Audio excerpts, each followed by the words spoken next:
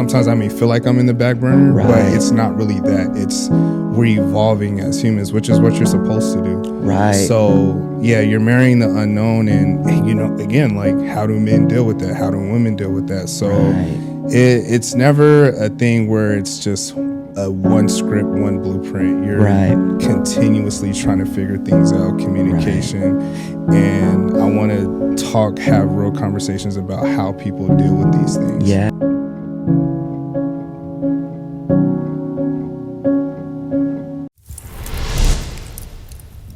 Today's episode is brought to you by Chula Wear, the largest provider of board shorts, bodybuilding trunks, and briefs in the world. Visit their IG at Chula Styles or their website, teamchulafitness.com. All right. We are back inside the mind. I am your host, John Reese, and we have Glory Elites in the building today. Yes, all those acronyms and adjectives and all that. So let me tell you who we have today. She's been competing since 2012, took her 3 national shows to turn pro at the NPC Universe in 2015, has done 9 pro shows, including the Pittsburgh Pro Masters. That's cool. And the Puerto Rico Pro. I'm jealous of that because I think they stopped it. But she's had a number of top 5 placings, and now she is a judge and a promoter. She is an NPC judge in Utah, and she's promoting her show, which is the Wasatch Warrior show that I cannot wait to do this year. And she has been testing for IFBB Pro judge as well. None other than Miss Robyn in the building. How are you doing today? Oh, great. Thank you so much for having me. Absolutely.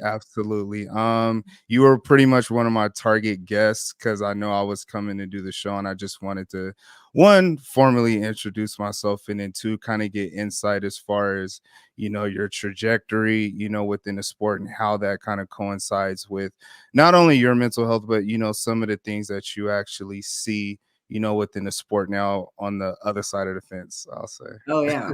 Yeah, it's enlightening. It's very enlightening getting into the other side of things, but it's fun. So we can actually start there. Like, what are some of the major differences that you see, you know, when you were competing versus now, as far as you being on the other side as being a judge and a promoter? Like, what are some of the major differences that you see? You know, I think first of all, I didn't expect kind of the weight or the pressure that I felt once I started judging more. I mean, I started judging while I was still competing.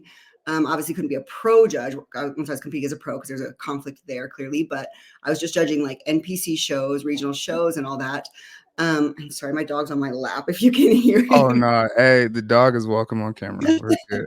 He's gonna like whine and make noise if I don't, but yeah, just kind of that pressure because, you know, coming from where, you know, I was an athlete and obviously we always want it to be fair. We don't want there to be any politics or anything affecting or influencing our policing. We want it to be we want judges to be super objective. And so that was the biggest, like I said, kind of pressure or weight I felt as I started judging more and more and more. And then, you know, judging regional shows and judged to be a national level judge, was just like really taking it seriously and wanting to be super objective and give every athlete like a really fair shot, which seems clear and obviously it's implied, you know, in being a judge, of course you're going to do that, but just really, I guess, kind of making sure. And so I realized just how much harder it is to judge than people realize. I think we've all been there. I think maybe not, but I mean, I'm guilty of sometimes, you know, criticizing judges or thinking like, oh, I didn't even get a shot or they didn't really look at me. I think, you know, especially as an amateur, right? As a newbie amateur NPC athlete where you kind of don't really know what all goes into it or how the judging works.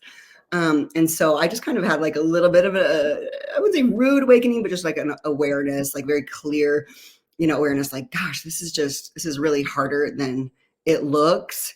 And when you really want to give each and every athlete, you know, their time or, you know, their due, what they're due and owed, you know, for all the work that they put into it. Like that was really, that was a very big,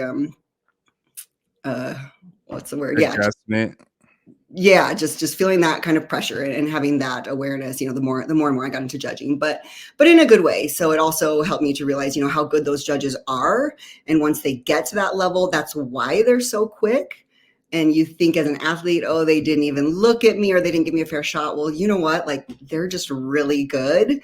And now when I do workshops and put on, I think you're going to be coming to our workshop next month, right? Oh, yes, I'm definitely coming. Yes, Awesome. man. But I love sharing that with athletes, just to say, listen, if you've really done the work and you're at the caliber of, like someone who should win that competition, you will stand out. You don't get overlooked. I mean, you jump out the minute you walk on stage. Like if you're at that level and you really should, win that class, the judges are going to see it. Like they're very well trained. The ones who scores count. Anyone who's not a good, not a very experienced judge, they might just be testing or they might be an alternate at that time. But there really is a process that judges go through. So that was a good, awareness that came to me as I went through the ranks, and sort of went through that process, was learning that. So for me, Okay. the biggest thing, it was just kind of like having a little bit more respect for the judges and what goes into it, how hard it is to. I mean, yeah, it's like sometimes you may have 10 people, sometimes you may have 30 people, and you gotta, place those eyes, and you have your criteria box. And I mean, I kind of looked at it as a way where it's just like, man, you gotta judge 30 to 40 people. And sometimes redundancy could, kick in and stuff like that. So I know you guys have a very tough It's job. tricky.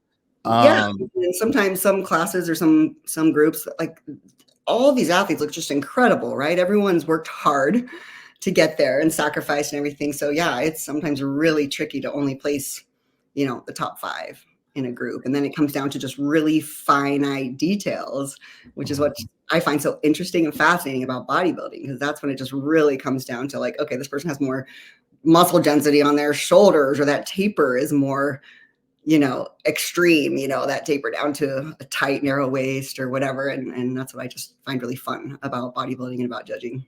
all the good stuff. Tell me a little bit about, because you may have, athletes that may be upset after a show or just even curious, like how do you actually handle when athletes may come up to you and they want their feedback? Like, how do you deal with that, knowing how fragile at that time they could be mentally? Like, how do you handle that?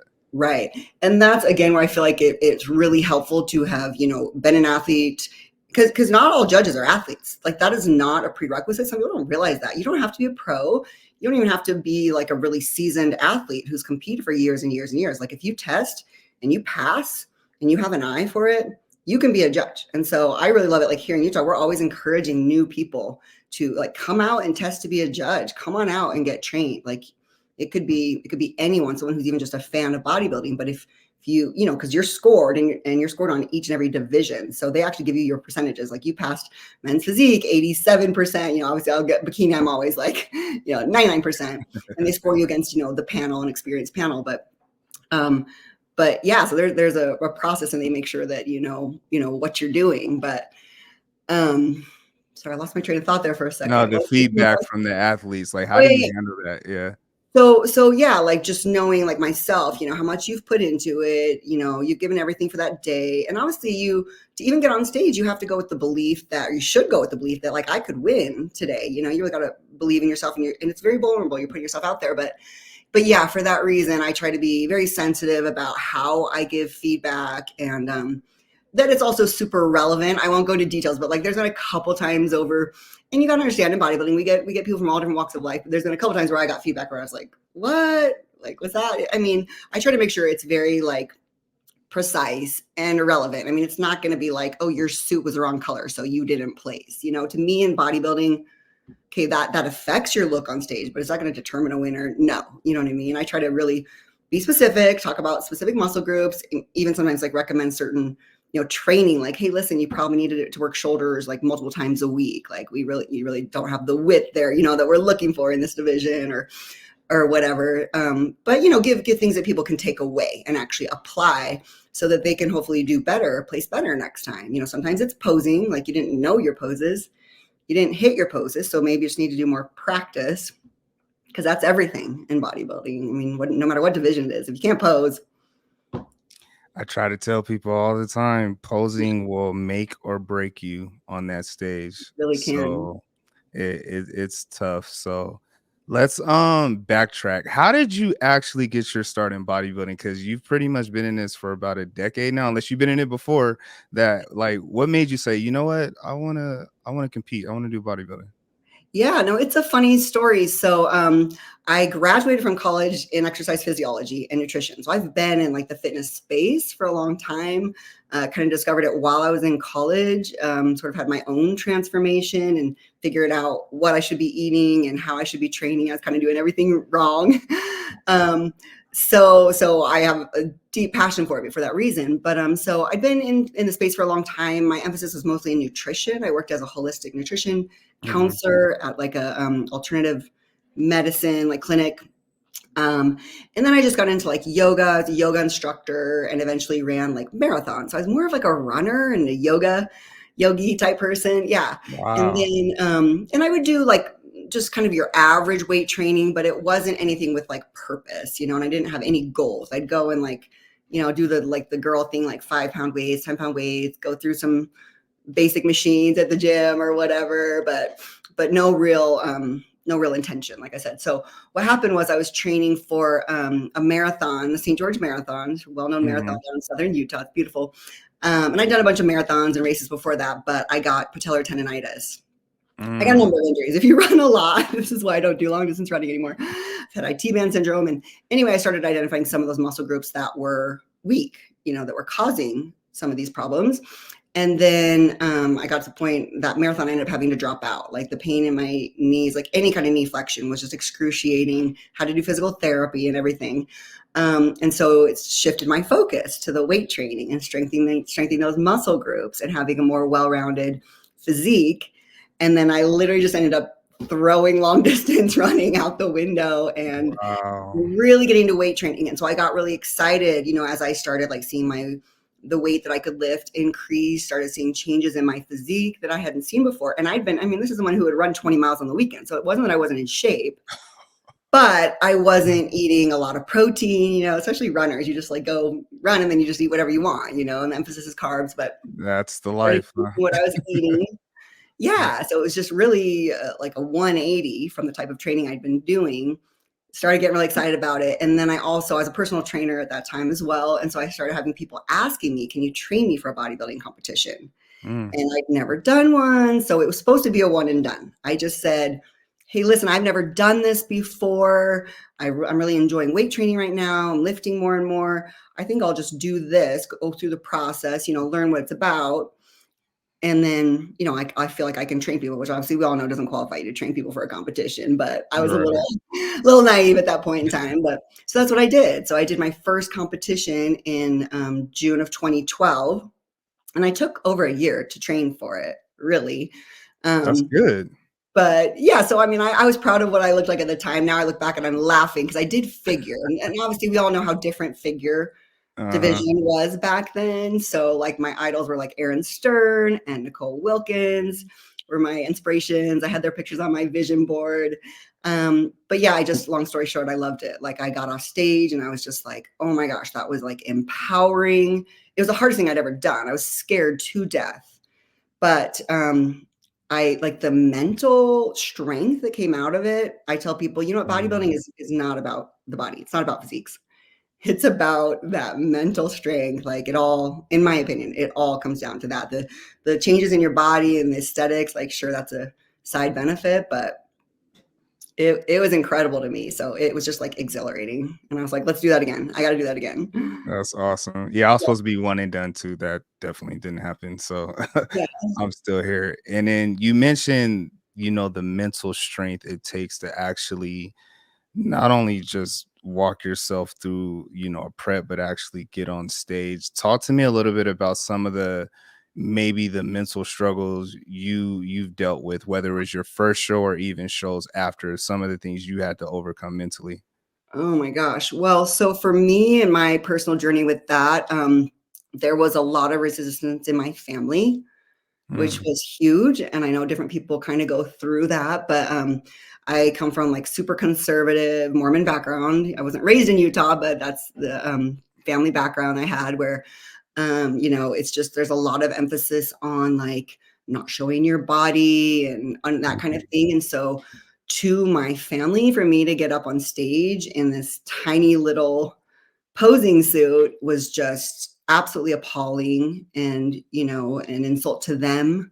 And, you know, like I literally had things said to me like, what are you thinking? And, you know, what's like, they literally took it as like, I'd like lost it. Like I'd just gone off the deep end in my life. Like I'm just, you know, it was controversial. So there was literally issues where I like wasn't speaking to certain members of my family just because I was like, this is a goal of mine and I'm wearing the proper attire for that activity. You know, and I really feel like and we don't have to get into this, but I feel like there's a whole gender thing there. Like no one bats an eye, you know, if a guy gets up on stage in a tiny little posing suit, a men's bodybuilder flexing his muscles, but heaven forbid you put a woman on stage and, you know, there's real truth to that. I there's a agree. whole issue with that. Yeah. So I had to overcome that. And it was very challenging for me just because, you know, I love my family. Family is important. And there were some boundaries I had to learn to set. I had to have like the fortitude and the strength to just be like, listen, this is something that I'm doing and I'd love you to support me. But if you don't, I don't need to hear about it. I don't need your opinion. I'm not asking for your approval. And had to do that whole thing with some family members, which was hard. I also have an ex-husband who threatened the custody of my children over it because I was gallivanting on stage naked, according to him, quote, naked. So there was just some challenges with that were really stressful, you know, that made it hard, as you know, to focus on prep and to be able to just, you know, lock yourself in. Like you really need to be in a good place in order to do that, you know, but at the same time, I think it was somewhat therapeutic and helped me, you know, that I had something to focus on and I had those goals and I had that plan every day to execute, you know, to go and do that workout and to do, you know, I'm meal prepping and all of that. Cause again, I just believe that it's self-love, right? When you follow through with your goals and you're showing up for yourself, it is powerful. And so I wish I hadn't had to go through that, you know, with those family members, and they've come around and we're in a good place now and everything, but took Oh, that's years, good. That's years good. and years. Yeah.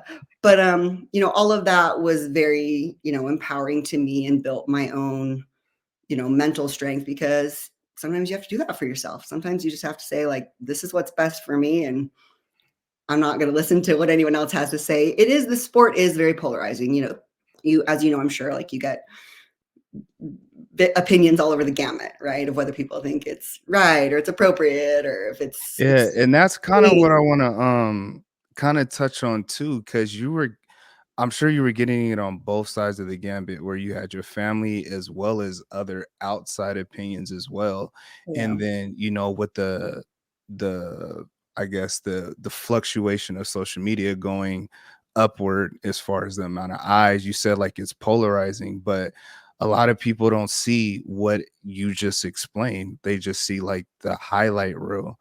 And then Right. people still have opinions. Like, how did you manage those opinions knowing, you know, you have this goal, this is your dream, you're chasing this? Like, how do you deflect from all the negativity? Um, yeah, that was really hard for me, honestly. I had even friends that stopped like hanging out with me.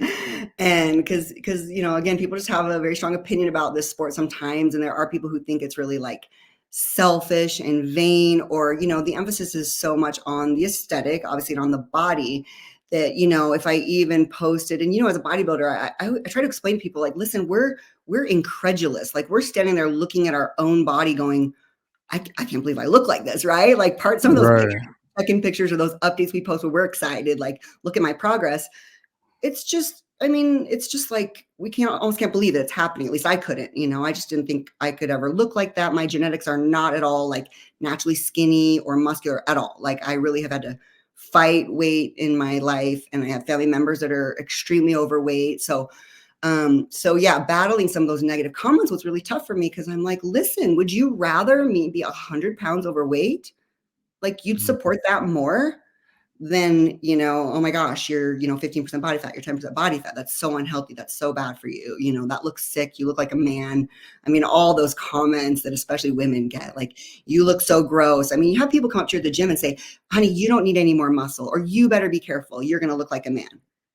Total stranger. And you're just like, who asked you? Like, Wow. your opinion is not needed. So yeah, a lot of that on social media. I've had bullying. I've had fake accounts. I've had people stalk me, creating fake accounts.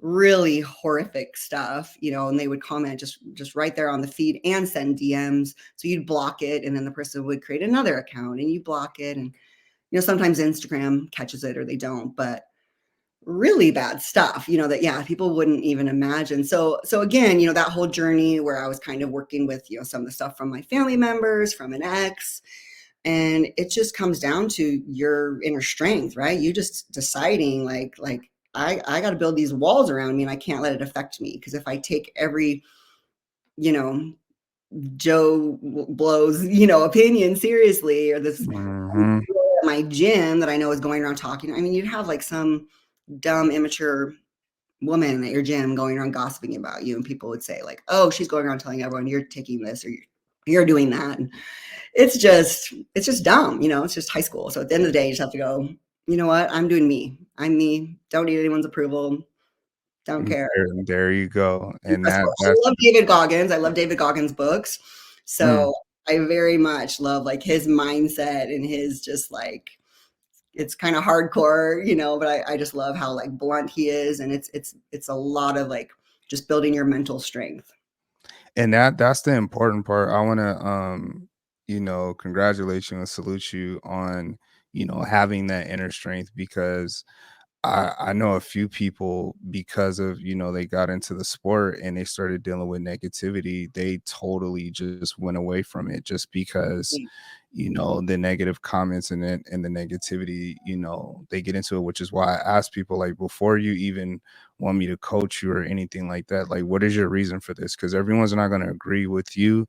Everyone's not going to believe in you. Everyone's not going to even want you to do this. And when I say everyone, I mean people even close to you. Oh, So, sometimes spouses, significant others. Yeah. Yeah. I've had clients yeah, where their spouse wouldn't even come watch their competition, or was like harassing them every time, you know, they're having a meal, they're out with the family and they're not eating pizza with the kids, or eating, you know, what the whole family's eating, or things like that, where you just go, wow, yeah, there's people that really have to battle a lot to get up there on stage, right? And to stick to the plan and to make it happen. exactly. And so, again, salute to your inner strength, because that is a very good testimony, you know, for people to listen to, because not everyone, I don't have it every day. I mean, it's a day by day thing, but you know, when you hear stories like this, like, okay, like if she did it, you know, I could do this, I can do this, and I don't have to quit or throw in the towel, because at any point in time, you know, family is very important. And you could have just said, you know what, my family values this or views things this way, maybe this is something I shouldn't do. But, you know, you Yeah, chose for to. sure. Yeah, and I don't mean to downplay that, like, family's important, and, you know, you wanna be respectful to your family, and I was as respectful as I could be. Like, I'm not an argumentative person. I don't like getting in fights. I hate drama, and so it actually was really, really hard for me to be able to do that, but at the end of the day, again, I just think it comes down to, like, self-love, and we all have to make our own choices. Like, you don't need anyone else's approval to say, "Okay, you can do this. Go get on stage, do this bodybuilding competition." Like, if you wanna do it, do it. And, you know, so sadly, yeah, I had some friends that just like I lost touch with, that just didn't approve of it and thought it was really not, I don't even know, like not proper, you know, to do. Or as a mom, like I would get people telling me like, you're a bad mom, you're a bad example. And actually that's one thing I love to talk about, because I have 3 kids. Oh my gosh, I'll like probably get emotional talking about it. I have That's 3 kids, and over the years, the things that they have said to me about like setting goals and like my strength, because now they're older, like my youngest is 18. So this is when the mhm. payoff comes, parents. Like it does come later. You know, they get old enough to tell you like, thank you for being such a strong example to me, or like, wow, you know, you're a single mom, and what, you know, I was working full time and supporting 3 kids, had my kids, you know, the majority of the time, like 90% of the time, and trying to do all this stuff, and so it's super rewarding now to have my kids tell me that. But one of the cutest things, this was like 2015, the year I won my pro card, my youngest brought me one of those little Mother's Day things that they fill out at school, like what's your mom's favorite color and what's her favorite food. And one of the questions was something that makes your mom happy, and she put on there reaching her goals. And I was just like a mess. I was a mess because awesome. that's what I always tried to communicate to my kids. Like, you can eat ice cream, chocolate isn't bad, pizza's not bad, but right now I have goals and I just, can't have that right now. I need to follow this plan, but we can celebrate later, So whenever I was done with my competitions, we'd go out and get like a fun meal because I thought it was important to show them like there are good foods and bad foods. This is just what's helping me reach my goal right now. But so just being so little, she was like, I don't think I mentioned, I think she was like 7 or 8 at the time. Wow. The one who put that on her little Mother's Day thing. Yeah, she was like first or second grade or something. But I was just like, wow, I love that. If she's getting that, and I'm communicating that, then that'll teach my girls, and my son to reach for their goals and to stay disciplined and to do hard things. Like, so I have a hard time when people say, you're not being a good parent by doing a competition, or like it's too selfish or whatever, because you're Yeah, I had teaching a conversation regarding that with a figure competitor. It's one of my close friends in the sport, actually, Katie. She had twins recently. Well, not recently, it's been about a couple years, but she would get some of those same things. Oh, you're being selfish. Like, why would you go to the gym? And one of the things she highlighted was that, you know, the gym is my therapy and it makes me complete and it makes me whole. And I can't be a mother if I'm not whole. So really. that's how she did that. And I was like, wow, that's powerful. Yeah, well, and it's so Mm. funny, right? Like someone could have a garden and spend 4 hours a day out in their garden and no one's going to say a word, but heaven forbid, not that we don't even go to the gym for 4 hours a day to train, right? But suddenly that's like selfish and it's horrible. But I can imagine mother's twins. Like, of course she needs an outlet, but yeah, for all of us, I think it makes you a better mother. It's for sure is good for your mental health.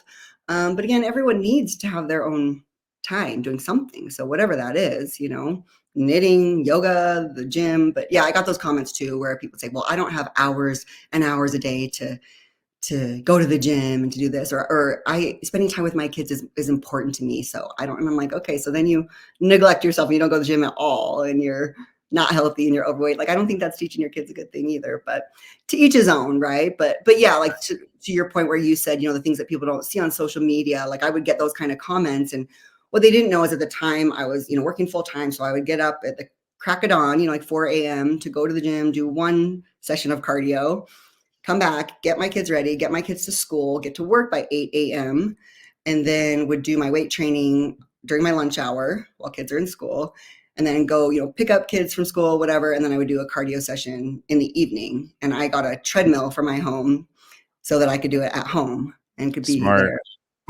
That is priceless, I have to say, to all the competitors out there. Like, if you can do that, like get a bike, for sale online, a used piece of equipment, because that was huge. Just having that at home and being able to break up my cardio and do it that way. But those are things people don't see, right? Like, listen, I'm getting my kids, I'm with them. I'm doing all the things that we need to do. I'm just making it work. I'm getting up earlier. I'm doing things at lunch.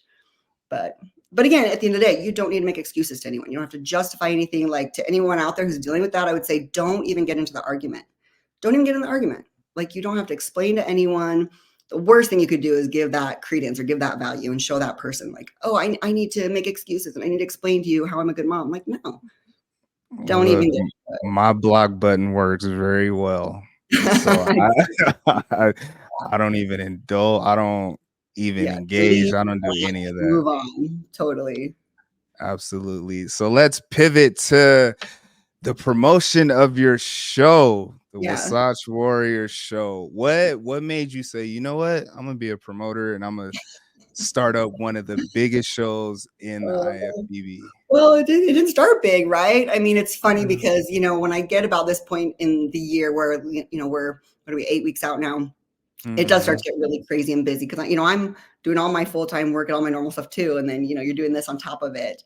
And I had no idea, what promoters, all the work that they go through and how much time it takes to organize all these things. You show up there that day and it kind of looks like, oh, they set some trophies out and they have a couple people helping over here. And there's just a lot more that goes into it, right? But for me, I was competing. I was a pro. So this is around 2015. So I'd done a whole bunch of like regional smaller shows by that point. I'd done 3 national shows. It was around the time I did my pro debut, I think. I'm trying to remember exactly when, but at that point in time, there was no pro show in Utah.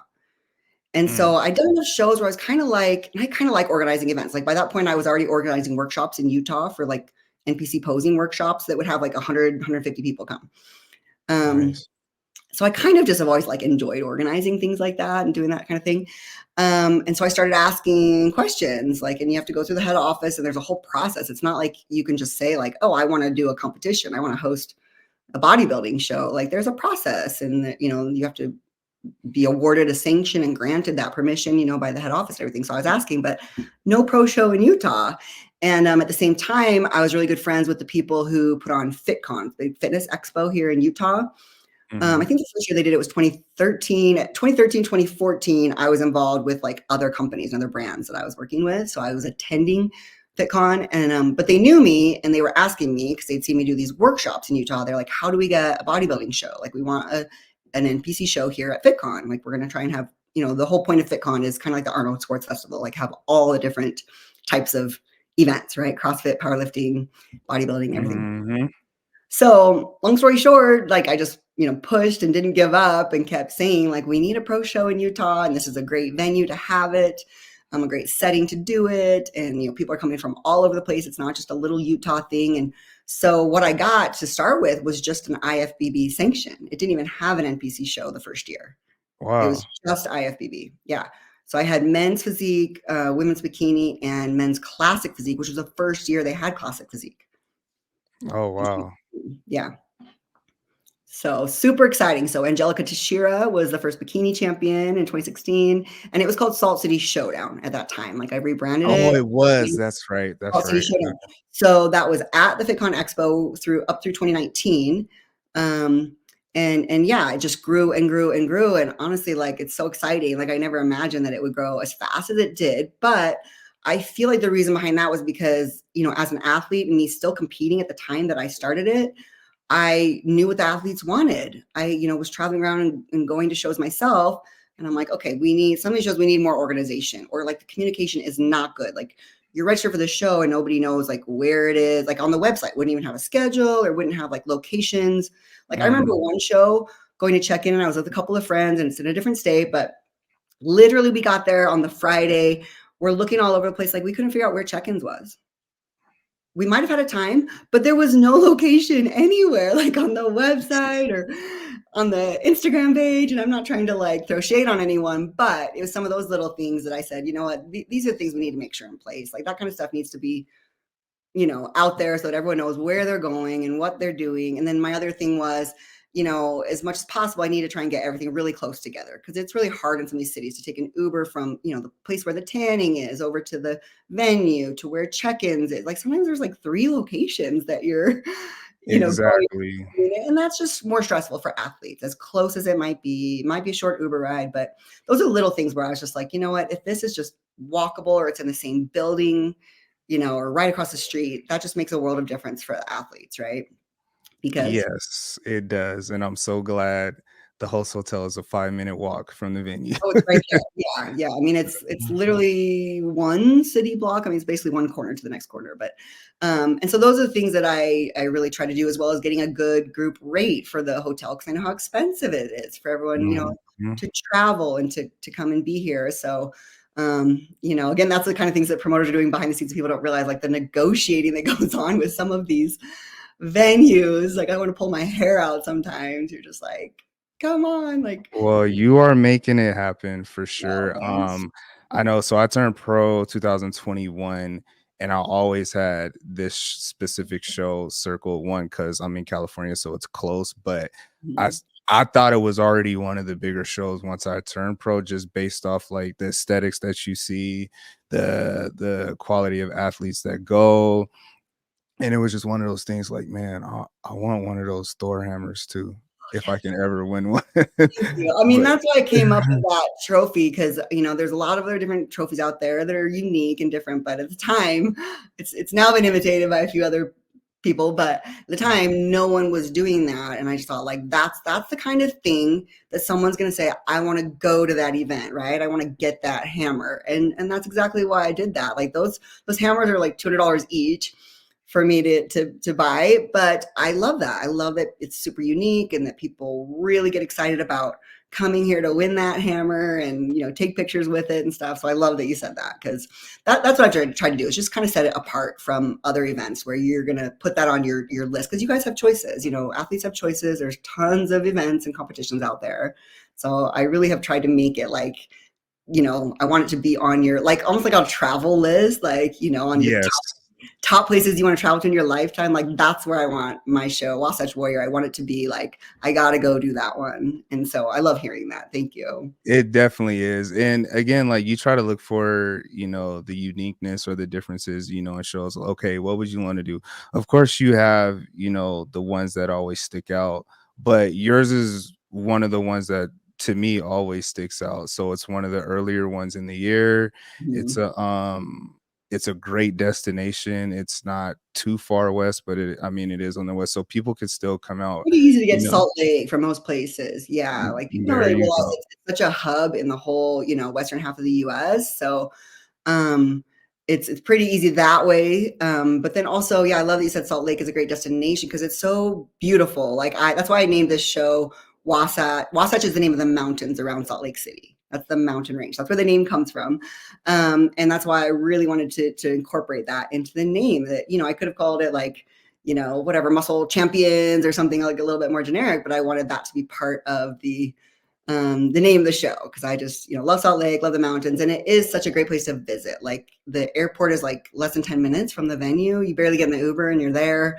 And so Yes. again, just easy. Yeah, you don't have to rent a car. I mean, there's literally a train that goes from the airport directly downtown. So you don't even have to rent a car or get an Uber if you don't want to. But yeah, so it's just right downtown, super centrally located. So also, you know, once the show gets done, there's a million places that are open. It's a Saturday night, like there's a million fun places you can still go get drinks, get food, go celebrate after the show is done, which I think is fun too. You know, just being someone, you know, as I was traveling for shows, sometimes you end up competing in some little sleepy suburb town, which is fine, but it's a little bit more fun when you can go out and celebrate with your friends and Mm, everything. convenience is very key, and I love that. So, right now we're marching. I can't wait to come. I'll be out there twice now, so we'll see how that Yeah, that goes. would be so fun to have you.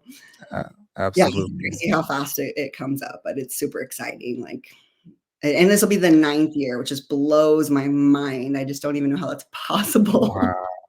Well, I don't have Yeah. no hand claps, but Imma go ahead No, and, you thank know. you.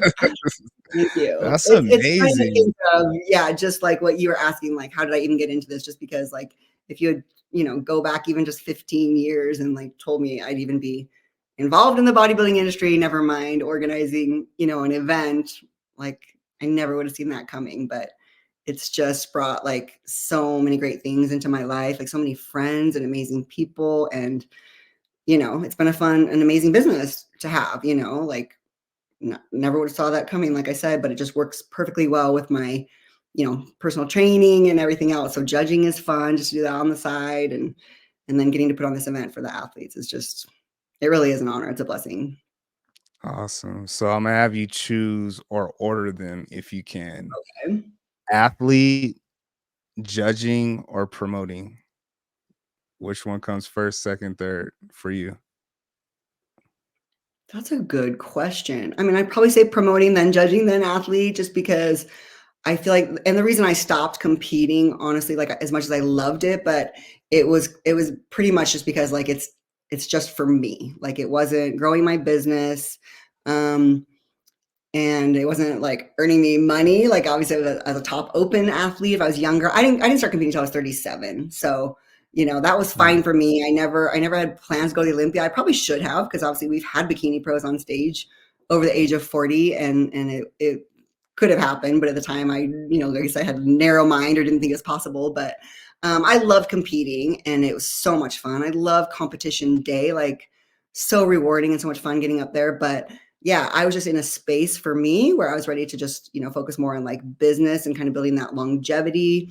Um, so that's why, and promoting is just so rewarding just because of like some of the things you just said, like how much I love just seeing the comments from the athletes, or people will DM me or email me and just say like what a great experience they had and how fun it was. And like even their family loved coming and being here. Like Corey Morris, he's won my show twice. Like I just loved hearing him say how much he loved Utah and Salt Lake. Like he stayed here a couple extra days the first time in 21 when he won the first time. I don't know if he did this last year. He won this last year too, but he was telling me how he like went skiing. He went up to Park City to the mountains. And I was just like, I love that. You just really embraced the whole experience. So those kinds of things. And then athletes, telling me that like, wow, your show was so organized, or like even your people backstage were super kind and helpful. And, like just little things like that just are such a huge payoff. I love it. So it's just been super rewarding promoting. It's been super fun. That's awesome. We have some Awesome. fun things ready for this year. Like I haven't announced it yet, but we have a super fun DJ coming that I'm going to be posting about this I week. seen something about a big announcement coming. So We have an awesome MC, Sadiq Froke. I don't know if you know him. Like I've known Sadiq for over 10 years. He's worked with like RX Muscle, and I've seen him at every Arnold and Olympia, and we always connect. And he's going to do such a fabulous job as MC. I'm so excited. He brings so much energy and he's so professional. That's going to be another fun thing this year, another upgrade. So each and every year I try to just do, make it bigger, better. Literally the venue's way bigger this year, because last year we had sold out crowd. We couldn't like put another body into the auditorium because of like fire hazards. So yeah, so we literally had like a standby line. And then as people left, as their athlete was done on stage, then I could let 2 more people in or 4 more people in, which is a great problem to have. But wow, it was it's coming. You're making it very big. That's amazing to hear. Yeah. And I love hearing that like even fans just come from, Vegas or other states or other places, and they don't even have an athlete in the show, but they're like, this is a show I wanted to come and see. I'm a fan of bodybuilding. Like such a huge compliment. Awesome. Yeah. So one of my last questions I want to ask is, because you've been in pretty much different seats within the bodybuilding realm. For someone who is just trying to come into the sport of bodybuilding, what's a word of advice you can give them to kind of help them, navigate these waters of bodybuilding? What's one thing you would tell them before they even, get started?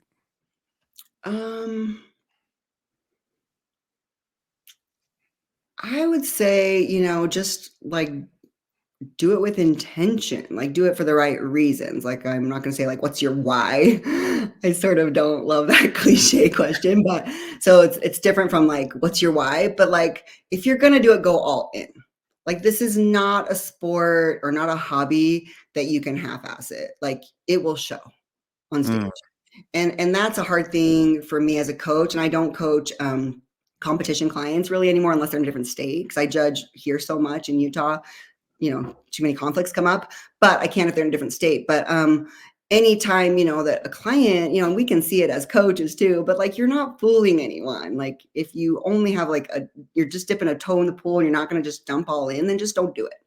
Cause it really is something that you just have to go all in. You've got to just commit to your diet. You've got to get that, cardio done if that's what your, coach has recommended or what you've decided for yourself, right? Like if you set a goal every day to do that 30 minutes, you got to do it. Like some people just constantly have, excuses or, well, this was a hard week. I mean, we all know those people, right? Every single week there's like too many of them. Some huge stress, like their life is over, and bless their hearts. I'm not trying to be judgmental, but like if that's you, this is not your sport, because you just have to stay in control of all the variables. And some people are really good at that and others aren't. But yeah, so I guess my advice would just be like, go all in. If you're not ready to go all in and really commit to it, just don't bother, or just wait till it's a better time in your life. And you can, where you can really give it 100%, because it doesn't feel good. And I've had preps like that. I'll totally confess. Like, I had one, and I later found out like my hormones were kind of like all over the place. And that's an important thing, male or female in the sport, you got to have those in line, right? Or not, other things won't work. So I didn't know that was going on at the time, and I figured it out later. But yeah, like I, wasn't being perfect on my diet, or I was super stressful. I was staying up way too late, trying to get 100 other things done, spend time with my kids, and they'd go to bed, and then I would do work. And it was like 1 o'clock in the morning. I was going to bed. Like that will show on your body. You can't do that and then get up at 5 a.m. Like I kind of had that attitude, like, I can just push myself through and I can do it. And Nope. it's not going to be good. Yeah. Inflammation will show, your body, your cortisol levels will be up. Your body knows you can't trick your body. So yeah, that's one thing I learned is just like go all in or don't do it. There's always going to be another competition. There's always going to be another time. So just make sure that, you really want it. And then when you do, you feel great on stage, whether you get last place or, first. I've had shows where I looked my best ever, but that wasn't the best on stage. And Right. building, you can look your best. You could be your lowest body fat, which isn't the only thing that matters. But you may not win. But when you've given it your all and given it 100%, you walk away feeling amazing. And like I would go celebrate, and I was happy, and I had no problem with the placings because I knew I gave it everything. I didn't cheat on my diet. I followed the plan, did everything I was supposed to do, and this was the outcome. And you got to be okay with that. But you can walk away feeling good, I think, when okay, I did everything I was supposed to do. Absolutely. Miss Robyn, thank you so much for your time. Yeah, This thank you was so much for having me. This was awesome. fun. Yeah, I can't wait to come out there, especially I think it's in like 3 weeks now. 3 weeks.